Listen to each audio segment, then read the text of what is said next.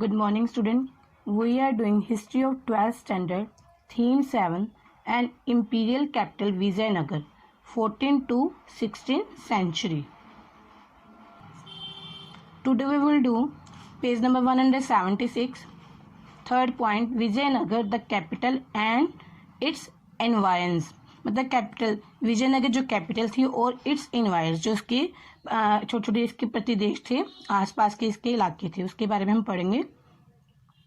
Like most capital Vijayanagara was characterised by distinct physical layout and building style.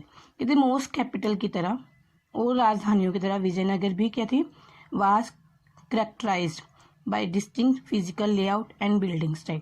जिस capital की मतलब जो physical layout थी, भौतिक बनावट थी, और जो बिल्डिंग स्टाइल थी वो बहुत डिस्टिंक्ट था, सबसे अलग था. ये student see this picture. This is a physical layout of Vijayanagara empire and building style is here also. Firstly we will read something about this, then we will understand about this picture. Yes, read this. Finding out about the city. A large number of inscription of king of Vijayanagar and their नायक. मतलब large number of inscription का था अभिलेख. मतलब king और Vijayanagar empire के जो king और जो नायक थे उनके बारे में बहुत सारे अभिलेख मिले. As well as describing recording donation to temple as well as describing important events have been recovered.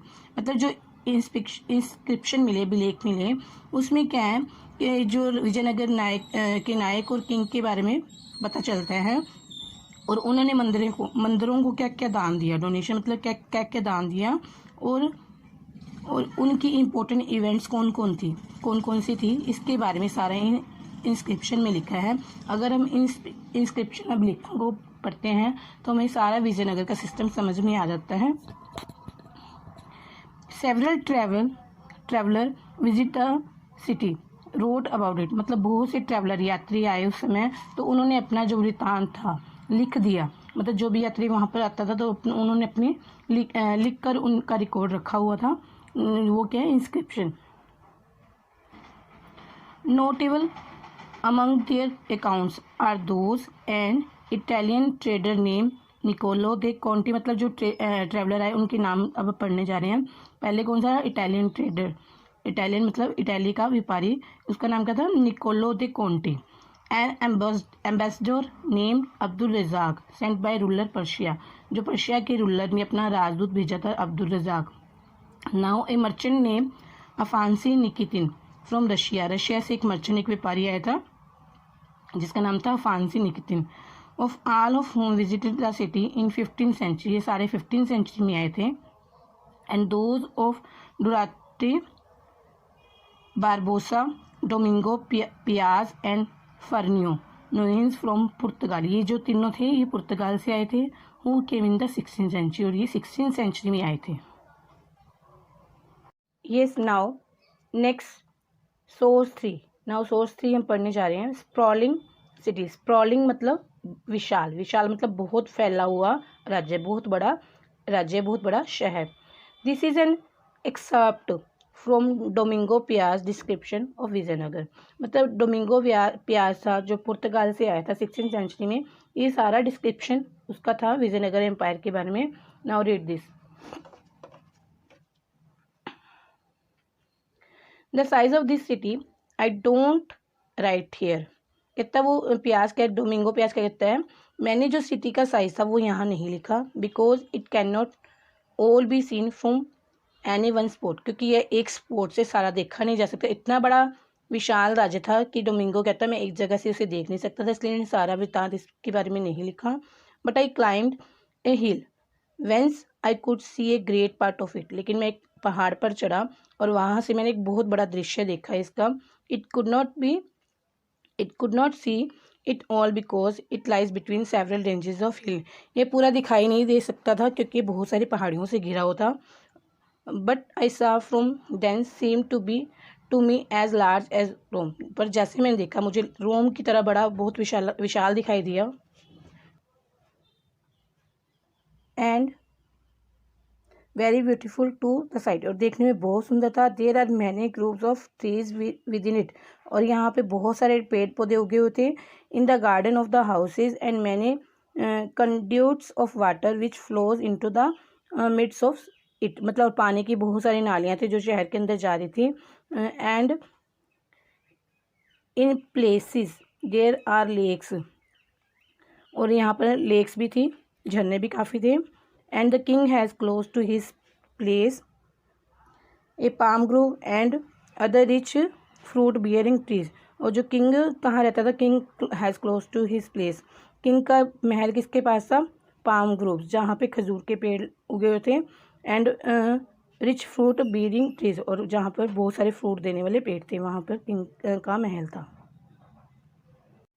ये student now we will read 177 page. 3.1 water sources, हम वाटर सोर्सेज के बारे में हम पढ़ेंगे।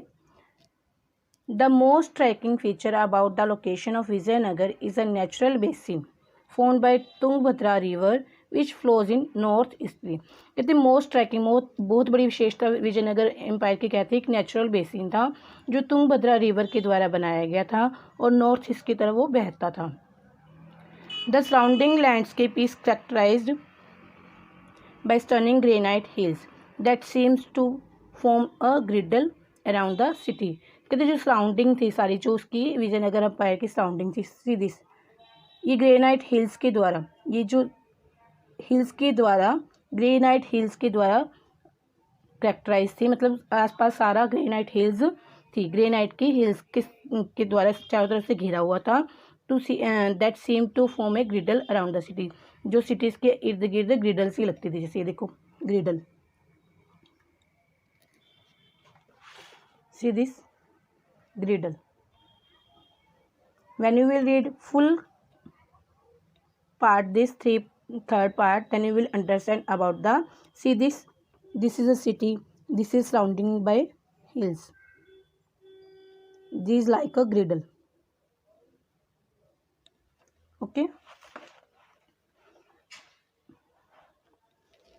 A number of streams flow down to the river form these rocky outcrops।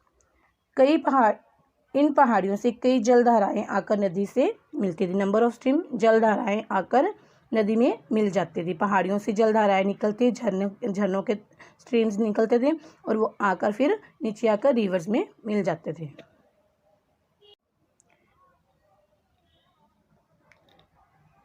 In almost all cases embankment were built along these streams to create reservoirs of varying size, मतलब जो ये झरने streams निकलते थे पहाड़ों से, तो उसके आसपास थोड़े एम्बार्कमेंट मतलब बांध बनाकर, होज बना, रिजर्वर्स मतलब होज क्या होता है, जहाँ पे पानी इकट्ठा किया जाता है, बांध बनाकर उसके पास होज बना दिए गए ताकि पानी वहाँ पे इकट्ठा हो जाए।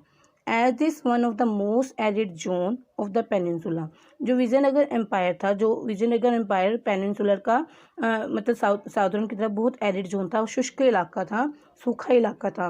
Elaborate arrangement had to made to store rain water and conduct it to the city, मतलब बहुत इलेबोरेट अरेंजमेंट की हुई थी, पानी को इकट्ठा करने के लिए बहुत बड़ा अरेंजमेंट किया हुआ था। एंड कंडक्टेड, और इसको इकट्ठे पानी को सिटी में पहुंचाया जाता था। The most important such tank was build in the early years of the 15th century, मतलब एक बहुत इंपॉर्टेंट टैंक बनाया गया 15th सेंचुरी में। And it is now called Kalampuram tank, जिसका कलमपुरम टैंक बोलते हैं। Water from this tank not only irrigated field nearby, जो इसका पानी होता था इस टैंक का, उससे खाली फील्ड को इरीगेट, खेतों की सिंचाई नहीं की जाती थी, but also conducted through a channel to the royal centre, मतलब अलग अलग चैनल के थ्रू है रॉयल सेंटर, मतलब रॉयल सेंटर में भी पहुंचाया जाता था, मतलब जो शहरी इलाका था, जो राजकीय केंद्र था, वहाँ भी पानी पहुंचाया जाता था। One of the most prominent water works to be seen among the ruins is the Hiriya canal. कहते जो प्रोमिनेंट वाटर वर्क्स था, हिरिया कैनल था उस समय का, आज भी रूइंस मतलब जो विनाश हो गया था उस शहर को, उस विनाश के खंडरों में आज भी हिरिया कैनल हम देख सकते हैं। This canal drew water from a dam across the Tungabhadra and irrigated the cultivated valley. ये जो कैनल है, पानी कहाँ से, डैम से पानी लेकर आता था और Tungabhadra across the Tungabhadra and irrigated cultivated valley. और कल्टीवेटेड वैली मतलब जहाँ पे फसलें उगती थी उनकी सिंचाई के लिए पानी काम आता था। और जो ये कैनल था separated the scared centre from the urban core, शहरी इलाके से स्केर्ड सेंटर, पवित्र सेंटर को अलग करता था, मतलब जो राज्य का केंद्र था उसको शहर से अलग करता था। This was apparently built by the king of Sangam dynasty. ऐसे लगता संभवतः है अपेरेंटली मतलब संभवतः ऐसा लगता है संगम डायनेस्टी के राजाओं द्वारा यह हिरिया कैनाल बनाया गया था।